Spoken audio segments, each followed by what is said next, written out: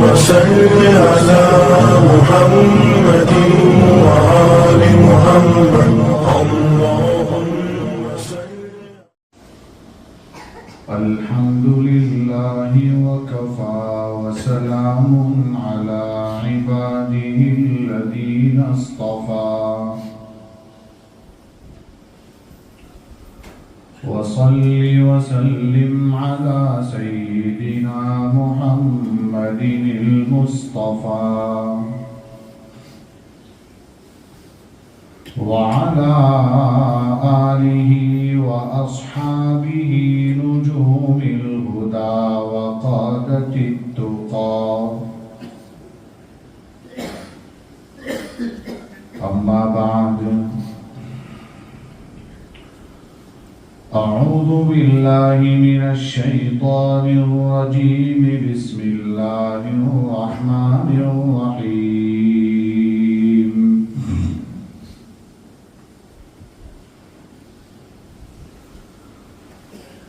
هو الذي بعث في الأميين رسولا منهم يتلو عليهم آياته ويزكيهم ويعلمهم الكتاب والحكمة وإن كانوا من قبل لفي ضلال مبين. صدق الله العظيم.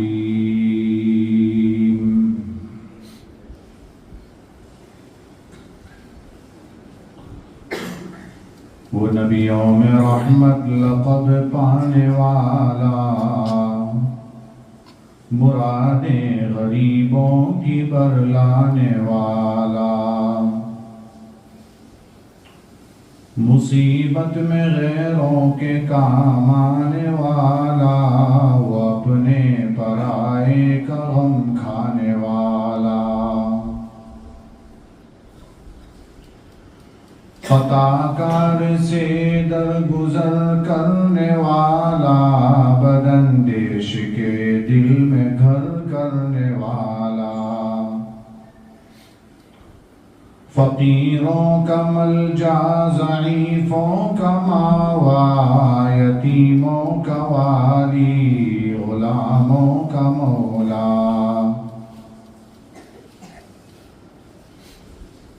سبق پھر شریعت کا ان کو پڑھایا، حقیقت کا گر ان کو ایک ایک بتایا، زمانے کے بگڑے ہوں کو بنایا، بہت دن کے سوئے ہوں کو جگایا،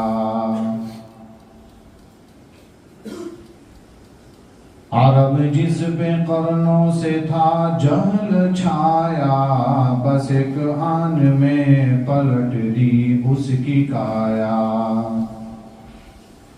اتر کر حرا سے سوئے قوم آیا، اور ایک نسخہ کیمیا ساتھ لایا، وہ بجلی کا کڑکا تھا یا صوت ہادی، عرب کی زمین جس نے ساری ہلا دی، نئی ایک لگن سب کے دل میں لگا دی، اور ایک آواز میں سوتی بستی جگا دی، ان اللہ وملائکتہ یصلون علی النبی یا ایہا الذین آمنوا صلوا علیہ وسلموا تسلیما.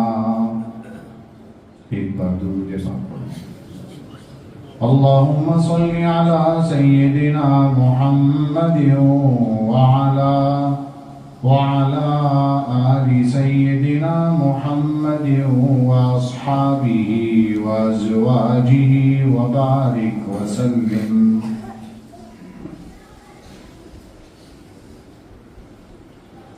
بزرگوں اور دینی بھائیوں،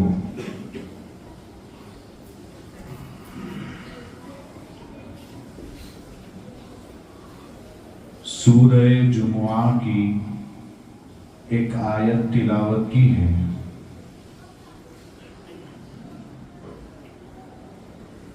آج جمعہ کا دن ہے. جمعہ کا دوگانہ ادا کرنے کے لیے مسجد آئے ہیں.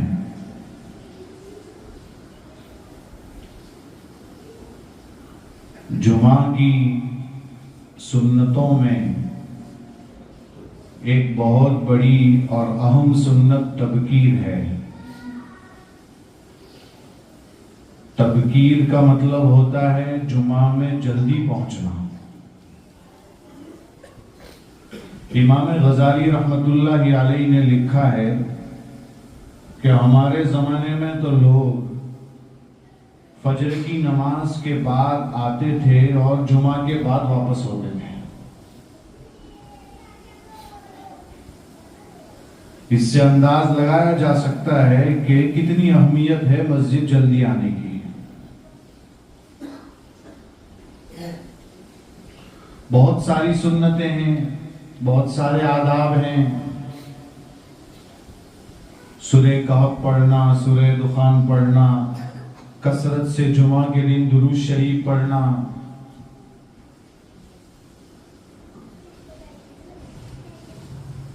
جو آیت تلاوت کی ہے اس میں نبی کریم صلی اللہ تعالی علیہ وسلم کے 4 فرائض منصبی، آپ کی 4 بڑی بڑی ذمہ داریاں ذکر کی ہے اس آیت میں. فرمایا اللہ ہی وہ ذات ہے جس نے امیوں میں ایک رسول بھیجا، یعنی آپ صلی اللہ تعالی علیہ وسلم. پھر فرمایا منہم، انہی میں سے بھیجا. اس لفظ کے ذریعے شوق دلا رہے ہیں، ادھر ادھر سے کوئی نہیں آیا ہے، کوئی دوسری مخلوق نہیں ہے، آپ ہی کے اندر رہنے والا شخص ہے، آپ ہی کے خاندان کا فرد ہے، قریش میں سے ہی ہیں.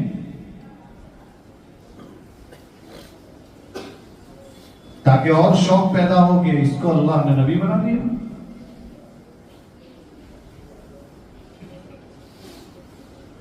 کیا کریں گے وہ آ کر؟ اس کو ذکر کیا 4 کام کریں گے. یتلو علیہم آیاتی، اے نبی آپ پر قرآن کریم اتارا گیا. اب آپ کا کام یہ ہے کہ آپ لوگوں کو قرآن کریم پڑھ پڑھ کر سنائیں.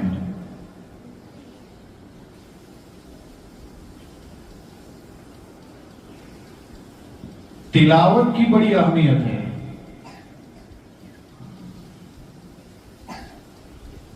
جب آپ پڑھ کر سنائیں گے لوگوں کو پتا چلے گا، پھر امت کو بھی پڑھنا ہے، اس لیے کہ جب آپ کریں گے تو امت کو بھی کرنا ہے.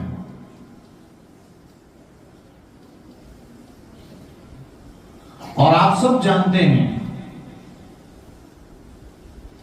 کہ تلاوت کیسے کرنی ہے، جیسی نبی نے کی ہے.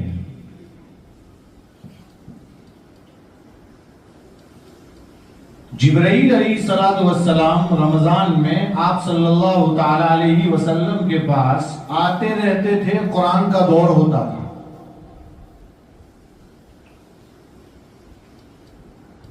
رمضان میں وہاں علماء نے لکھا ہے کہ اس کا ایک مقصد تو یہ تھا کہ قرآن مضبوط یاد ہو جائے، اس وجہ سے دور ہوتا تھا. اور آپ سب جانتے ہیں کہ رمضان میں حفاظ دور کرتے ہیں. لیکن دوسرا مقصد یہ تھا طرق ادا، جیسا پڑھنا ہے ویسا ہی پڑھنا ہے. اس حرف کو اس طرح پڑھا جائے گا، اس حرف کو اس طرح پڑھا جائے گا. قرآن میں یہ آیت منسوخ ہو چکی، اب اس کی تلاوت نہیں ہوگی تو نہیں ہوگی. یہی قرآن کی آیات ہے، اسی طرح پڑھنا ہے. ادا کا طریقہ بتلانا بھی مقصود تھا.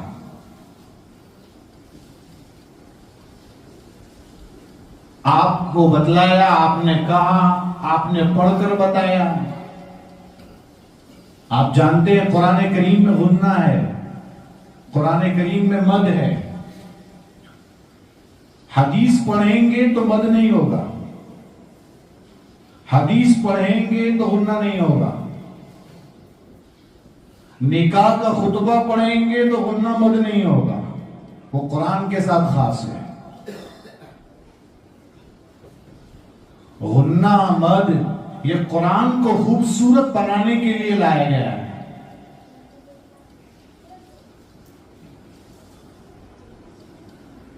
لہذا اگر کوئی خطبہ نکاح پڑھتا ہے اور اس میں اگر لمبے لمبے مد کر رہا ہے، غنہ کر رہا ہے، تو قرآن میں اور اس میں کیا فرق ہے؟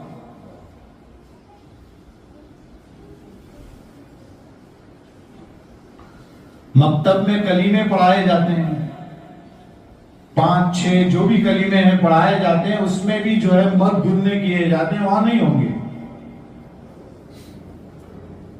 چونکہ وہ قرآن کریم کے ساتھ خاص ہے. حدیث پڑھی جائے گی، انما الاعمال بالنیات، ایک مثال دے رہا ہوں، ایگزامپل دے رہا ہوں، تو وہاں یہ نہیں ہوگا کہ انما الاعمال بالنیات، ایسا نہیں ہوگا. یہ غنہ قرآن کے ساتھ خاص ہے. قرآن کی آیت پڑھی جائے گی تو قرآن کریم کے جو اصول ہیں وہ قرآن کے ساتھ ہی رہیں گے، اس سے ہٹیں گے نہیں. ایسا ہی پڑھنا چاہیے. اور جب آپ نے پڑھ کر بتایا ہے، جبرائیل آتے تھے، اس کی اہمیت ہے، تو پھر ایسا نہیں ہے کہ یہ قرآن صحیح طریقے سے پڑھنا صرف امام صاحب کا فریضہ ہے.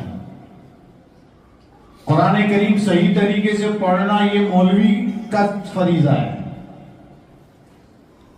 قرآن کریم صحیح طریقے سے پڑھنا یہ صرف حافظ صاحب کا کام ہے. قرآن کریم صحیح طریقے سے پڑھنا امت کے ایک ایک فرد کا فریضہ ہے.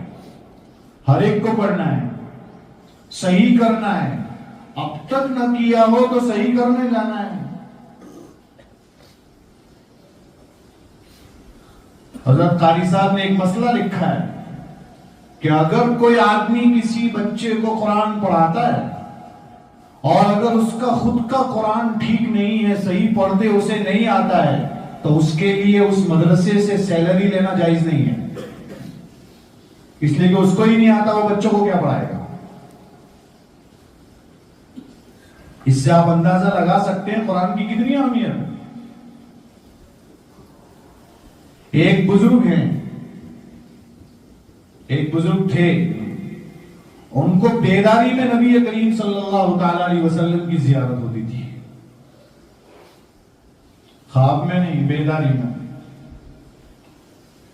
آپ صلی اللہ تعالی علیہ وسلم نے ایک دن آ کر کہا، قرآن ٹھیک کرنے فلاں مولانا کے پاس جائیے. آپ انداز لگا سکتے ہیں کہ اس بزرگ کا مقام کیا ہوگا جس کو بیداری میں سرکار کی زیارت ہو رہی ہے. لیکن پھر ایک بزرگ ہیں، ایک بزرگ تھے، ان کو بیداری میں نبی کریم صلی اللہ تعالی علیہ وسلم کی زیارت ہوتی تھی. خواب میں نہیں، بیداری میں. آپ صلی اللہ تعالی علیہ وسلم نے ایک دن آ کر کہا، قرآن ٹھیک کرنے فلاں مولانا کے پاس جائیے. آپ انداز لگا سکتے ہیں کہ اس بزرگ کا مقام کیا ہوگا جس کو بیداری میں سرکار کی زیارت ہو رہی ہے. لیکن پھر بھی قرآن کی اتنی اہمیت ہے کہ ان کو بتلایا جا رہا ہے کہ آپ کا قرآن ٹھیک نہیں، حافظ قرآن تھے، تو اپنا قرآن درست کرنے کے لیے فلاں مولانا کے پاس جائیے. یہ بھی اشارہ کر کے بتایا آپ کو. وہ گئے وہاں پر. اس کے بعد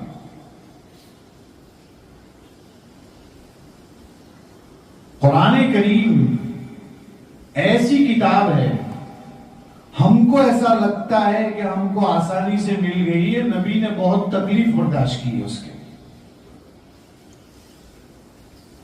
اتنی بڑی کتاب ہے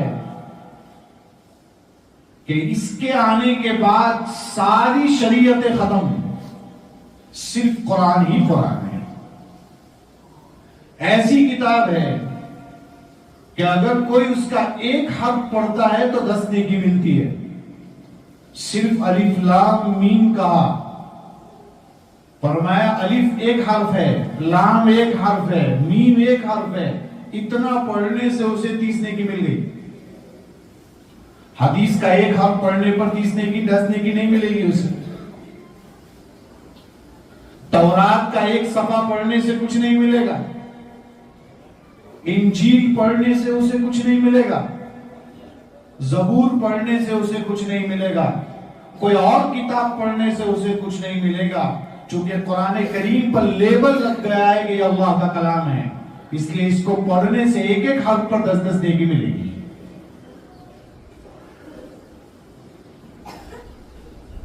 اس سے انداز لگا سکتے ہیں کتنی اہم ترین کتاب ہے۔ حضرت عمر رضی اللہ تعالیٰ عنہ ایک مرتبہ تورات اٹھا لائے، آپ صلی اللہ تعالیٰ علیہ وسلم کے پاس تورات کا ایک صفحہ کھولا اور تورات پڑھنے لگے۔ تھوڑی دیر تک پڑھا، نیچے دیکھ کے پڑھ رہے تھے۔ آپ صلی اللہ تعالیٰ علیہ وسلم کا چہرہ بدل رہا تھا، لال لال ہو رہا تھا۔ کسی صحابی نے اشارہ کیا، ذرا اوپر بھی دیکھو، آپ کا چہرہ بدل رہا ہے۔ تورات بند کی، گھٹنوں کے بل کھڑے ہو گئے حضرت عمر رضی اللہ تعالیٰ عنہ اور فرمایا اللہ کے رسول رضیت باللہ ربا وبالاسلام دینا وبسیدنا محمد صلی اللہ علیہ وسلم رسولا۔ یہ الفاظ پڑھے، بتائے۔ آپ صلی اللہ تعالیٰ علیہ وسلم نے فرمایا عمر جانتے ہو تم تورات پڑھتے ہو میرے سامنے، جس پر یہ تورات اتری تھی یعنی حضرت موسیٰ علیہ السلام، اگر وہ بھی اس وقت دنیا میں آ جائیں تو ان کو بھی میری اتباع کرنی پڑے گی نہ کہ تورات کی۔ اس سے انداز لگا سکتے ہیں کہ قرآن کریم کتنی اہمیت رکھتا ہے۔ مدینے کی کڑاکے کی ٹھنڈی میں جب آپ پر وحی آتی تھی تو آپ کے پیشانی سے پسینہ ٹپکتا تھا اور آپ پریشان ہو جاتے تھے۔ تکلیفیں آپ نے برداشت کی اور ہم کو دے دیا کہ پڑھو، بس پڑھتے چلے جاؤ۔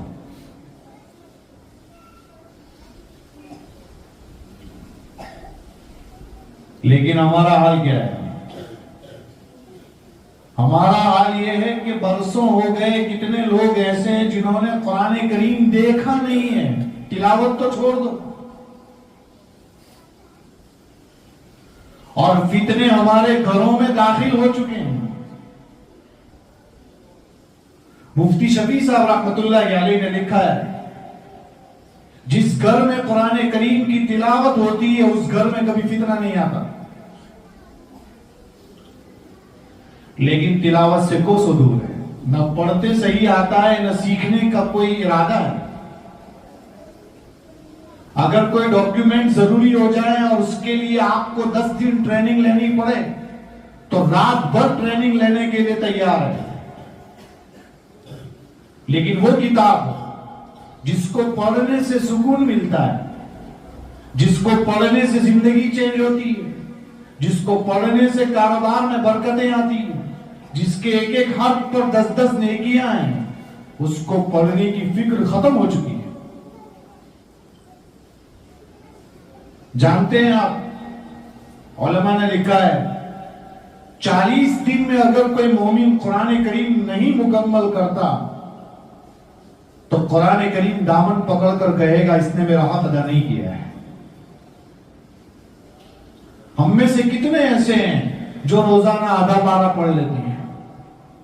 ہم میں سے کتنے ایسے ہیں جنہوں نے روزانہ قرآن کریم کو کھول کر دیکھا ہے؟ نہیں دیکھتے۔ رجب کا مہینہ اسٹارٹ ہوتا ہے نا، شروع ہوتا ہے تو سرکار نہیں، سلف کی طرف سے ایک دعا ہے، چونکہ حدیث پر تو کلام ہے کہ یہ سرکار کا جملہ ہے کہ نہیں، البتہ اسلاف سے یہ دعا ثابت ہے، اللہم بارک لنا فی رجب و شعبان वबल्लिगना रमजान, रजब और शाबान के महीने में बरकतें मांगी हैं असलाफ ने कि सही ताकत मिल जाए, तंदुरुस्ती मिल जाए, बरकतें मिल जाए, ताकि आफियत के साथ रमजान के महीने को पालूं। तो उसकी तैयारी इसी महीने से करनी पड़ेगी, फिक्र करनी पड़ेगी, अपने आप को तैयार करना पड़ेगा।